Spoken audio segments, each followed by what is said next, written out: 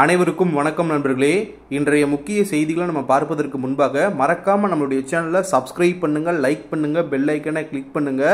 தொடர்ச்சியாக நம்மளுடைய சேனலுக்கு உங்களுடைய ஆதரவை தெரிவிங்க. நீங்க எந்த அளவிற்கு ஆதரவு தரீங்களோ அந்த அளவிற்கு நான் மகிழ்ச்சி அடைவேன்.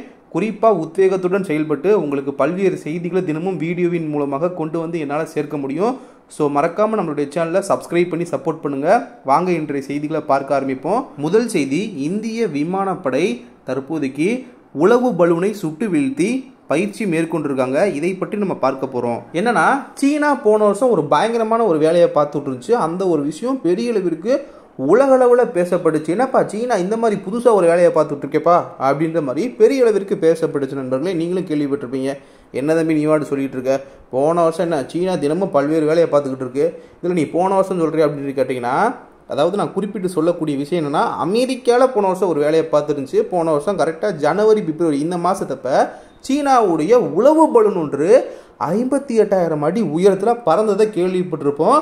இந்த ஒரு விஷயம் என்னப்பா சீனா ஒரு புதுசாக ஒரு வேலையை காட்டுற மாதிரி இருக்கேப்பா அப்படின்ற மாதிரி நீங்களும் கூட யோசிச்சிருப்பீங்க. அந்த மாதிரி தான் ஒரு வேலையை வந்து சீனா பார்த்துருந்துச்சு. அதாவது 58,000 அடி உயரத்தில் சீனாவுடைய உளவு பலூன் வந்து பறந்துருந்துச்சு. அதுக்கப்புறமா என்னதான் நடந்திருக்கு நான் சொல்லவா வேணும், உங்களுக்கே தெரிஞ்சிருக்கும்.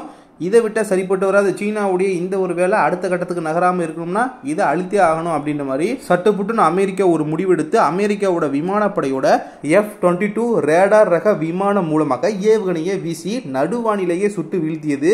இந்த ஒரு சம்பவம் அந்த ஒரு நேரத்தில் பெரிய அளவிற்கு பேசப்பட்டு வந்துச்சு. இதே மாதிரியான ஒரு சம்பவம் கடந்த 2022ஆம் ஆண்டு போய் நடந்துருந்துச்சு. எங்க அப்படின்றத பார்த்தோம்னா அந்தமான் நிக்கோபார் தீவில் தான். அதாவது அந்தமான் நிக்கோபார் தீவில் கடந்த 2022 உளவு பலூன் ஒன்று வந்து பறந்திருக்கு.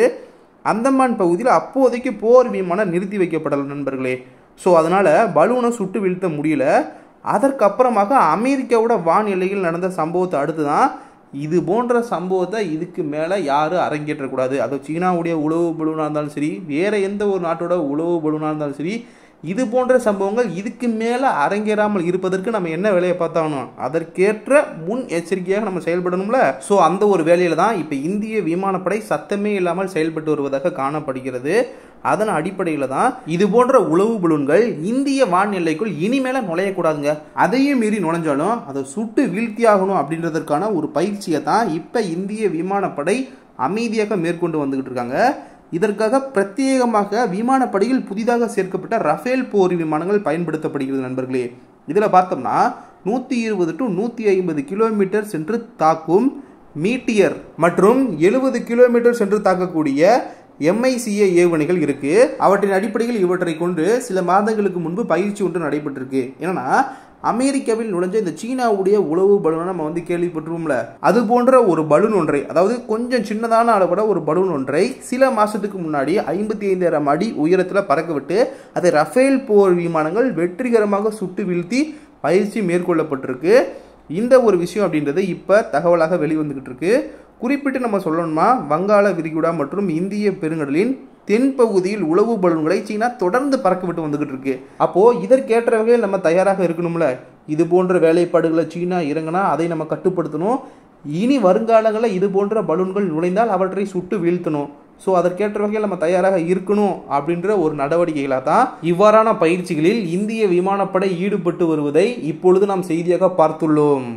அடுத்த செய்தி இந்தியா மாலத்தீவு தொடர்பான செய்தி தான். அதாவது பாரத பிரதமர் திரு நரேந்திர மோடி அவர்கள் மற்றும் மாலத்தீவின் அதிபர் முகமது முய்சு அவர்கள் முன்னிலையில் இந்தியா மாலத்தீவு இடையே ரூபாய் 3000 கோடியில் ஒப்பந்தம் கையெழுத்தாகி இருக்கு. இந்த ஒரு விஷயம் தற்போதைக்கு ரொம்ப கவனிக்கக்கூடிய ஒன்றாக போயிட்டு இருக்கு. ஏன்னா இந்தியாவுக்கும் மாலத்தீவுக்கும் இடையேயான உறவு முந்தைய காலகட்டங்களில் எப்படி இருந்துச்சோ அதே போன்று இப்போது வரைக்கும் இது நீடிச்சிருந்தா இந்த ஒரு ஒப்பந்தம் அப்படின்றது பெரிய அளவிற்கு கவனிக்கக்கூடிய ஒன்றாக மாறி இருக்காது.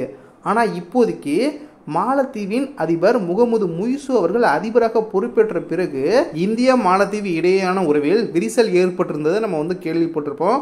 நம்ம எல்லாருக்கும் தெரிஞ்சிருக்கும். குறிப்பாக இவர் வந்து சீன ஆதரவு தலைவராக அறியப்படுகிறாரு. அதே சமயம் இவர் அதிபராக பதவியேற்ற பிறகு இவரது அறிவுறுத்தலின் பேரில் மருத்துவ சேவைகளுக்கான ஹெலிகாப்டர்களை மாலத்தீவில் இயக்கி வந்த இந்திய ராணுவ வீரர்கள் திரும்பி பெறப்பட்டனர். ஸோ இவற்றையெல்லாம் வைத்துதான் கடந்த சில மாதங்களாகவே இது போன்ற பல்வேறு செய்திகள் நம்ம தொடர்ச்சியாக கேள்விப்பட்டிருப்போம். இப்படி இந்த மாதிரியான சூழலுக்கு மத்தியில தான் இந்தியா மற்றும் மாலத்தீவு இடையே கையெழுத்தாகியுள்ள 3000 கோடி ரூபாய் ஒப்பந்தம் இப்போ கவனிக்கக்கூடிய ஒன்றாக பார்க்கப்படுது. இந்த நிலையில சமீப காலங்களாக மாலத்தீவு நிதி ரீதியில் பல்வேறு சவால்களை சந்திச்சு வந்துகிட்டு இருக்கு. நம்ம பார்த்து வந்துகிட்டு இருக்கோம். நேற்றைய வீடியோவில் கூட நம்ம வந்து பார்த்துருப்போம். நீங்கள் நேற்றைய வீடியோ பார்க்காம இருந்தால் மறக்காமல் இந்த வீடியோ பார்த்துட்டு அந்த வீடியோ செக் பண்ணி பாருங்கள். பல்வேறு விஷயங்கள் இருக்குது இது தொடர்பாக. ஸோ இப்படிப்பட்ட ஒரு சூழலில் தான் மாலத்தீவின் அதிபர் முகமது முய்சு அவர்கள் இந்தியாவுடன் நட்பு பாராட்டி வருகிறார் இப்பொழுது. அதே சமயம் 3வது முறையாக பிரதமர் மோடி அவர்கள் பொறுப்பேற்ற போது அந்த ஒரு விழாவிலையும் இவர் பங்கேற்றிருந்தாரு. இந்த நிலையில் 4 நாள் அரசு முறை பயணமாக மாலத்தீவு அதிபர் முகமது முய்சு அவர்கள் டெல்லிக்கு நேற்று முன்தினம் வந்தடைந்தார். நேற்று காலை டெல்லி ராஜ்காட்டில் உள்ள மகாத்மா காந்தி நினைவிடத்தில் மலர் தூவி மரியாதை செலுத்திய முகமது முய்சு அவர்கள் குடியரசுத் தலைவர் மாளிகைக்கு சென்று குடியரசுத் தலைவர் திரௌபதி முர்மு அவர்களை சந்தித்தார். பின்னர் டெல்லியில் உள்ள ஹைதராபாத் இல்லத்தில் மாலத்தீவு அதிபர் முகமது முய்சு அவர்களை சந்தித்து பிரதமர் மோடி அவர்கள் ஆலோசனை நடத்தினார். அதிபர் முய்சு அவர்களுடனான சந்திப்பு குறித்து பாரத பிரதமர் அவர்கள் கூறியதாவது: மாலத்தீவு இந்தியாவுடன் எப்போது நட்பு பாராட்டி வருகிறது. மாலத்தீவுக்கு ஏதாவது பிரச்சனை, மருத்துவ உதவி தேவை என்றால் எப்போதும் உதவ முதல் நாடாக இந்தியா இருந்து வருகிறது. இந்தியாவின் நெருங்கிய நட்பு நாடாகவே மாலத்தீவு பார்க்கப்படுகிறது. இந்திய பெருங்கடல் பகுதியில் பாதுகாப்பை உறுதி செய்வதில் மாலத்தீவு பெரும் பங்கு வகிக்கிறது. மாலத்தீவில் உள்ள விமான நிலையத்தை தொடங்கி வைத்த இந்தியா அங்கு 700 வீடுகளை கட்டி கொடுத்துள்ளது. இந்தியா மற்றும் மாலத்தீவு உறவுகள் பல 100 ஆண்டுகள் பழமையானது. இது வருங்காலங்களிலும் தொடரும். இவ்வாறு பிரதமர் மோடி அவர்கள் தெரிவித்தார். இதை தொடர்ந்துதான் பிரதமர் மோடி அவர்கள் மற்றும் அதிபர் முய்சு அவர்கள் முன்னிலையில் இந்தியா மாலத்தீவு இடையே ரூபாய் 3000 கோடி மதிப்பிலான ஒப்பந்தம் கையெழுத்தாகியிருக்கு.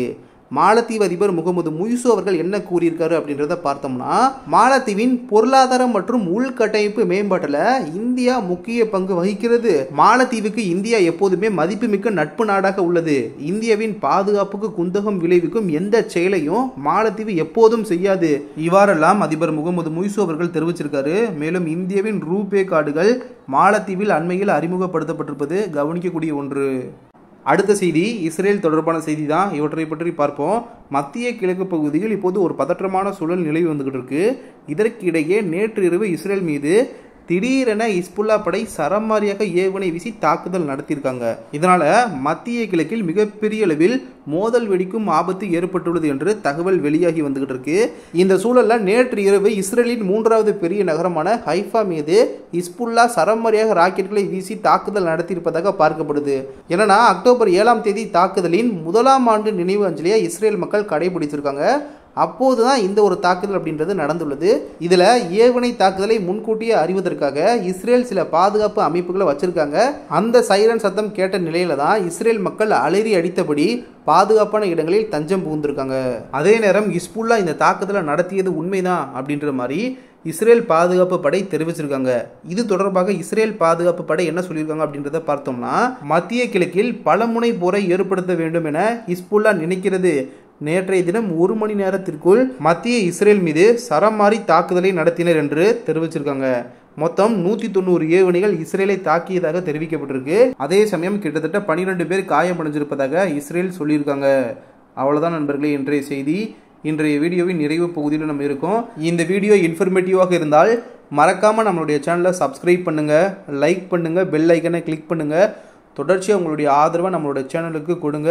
அப்பனா தான் நீங்கள் எதிர்பார்க்குற மாதிரியான முக்கிய செய்திகளை தினமும் நான் வீடியோவின் மூலமாக உங்களிடம் கொண்டு வந்து சேர்க்க முடியும் நண்பர்களே. ஸோ அதனால் நம்மளுடைய சேனலை சப்ஸ்கிரைப் பண்ணி சப்போர்ட் பண்ணுங்கள். இந்த வீடியோ ரொம்ப இன்ஃபர்மேட்டிவாக இருந்தால் உங்களுடைய நண்பர்களுக்கு ஷேர் பண்ணுங்கள், அவங்களும் பார்த்து தெரிஞ்சுக்கிட்டும். நாளைக்கு இன்னொரு புது வீடியோவில் நான் உங்ககிட்ட வந்து பேசுகிறேன். நன்றி நண்பர்களே. ஜெய் ஹிந்த்.